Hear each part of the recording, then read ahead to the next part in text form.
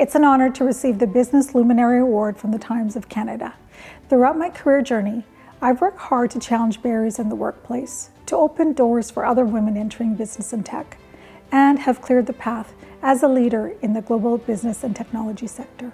Over the past 30 years, I've had the privilege of leading marketing, communications, and PR for some of the world's most influential corporations in the tech sector. Today, as VP of Marketing at OSI Digital, I lead the global marketing strategy to elevate our brand as a preeminent leader in AI and digital transformation. From launching 3 successful tech startups to being named a BC Business Woman of the Year, I'm proud to know that I was the first woman of Punjabi heritage to represent my community in news spaces, but I will not be the last. While my career has been my passion, preserving South Asian history for the benefit of future generations has been my purpose. In 2020, I wrote Untold Stories to bring to light the experiences of the first South Asian settlers in Canada. Through my work, the lived experiences of our ancestors is now part of BC school curriculum, which is a legacy that deeply matters to me. In 2022, I also co-produced Hidden Histories, The Sikh Migration Path to Canada, a documentary that preserves our heritage through storytelling and has now touched lives and audiences around the world.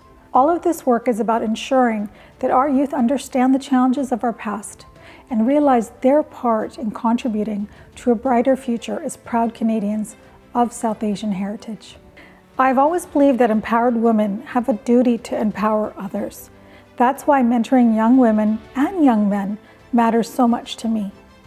Through my work with Icons Talk, a premier speakers forum, we will bring together influential visionaries and industry changemakers to inspire and uplift the leaders of our future. As a young girl, there were many cultural, societal, and gender stereotypes that held us back.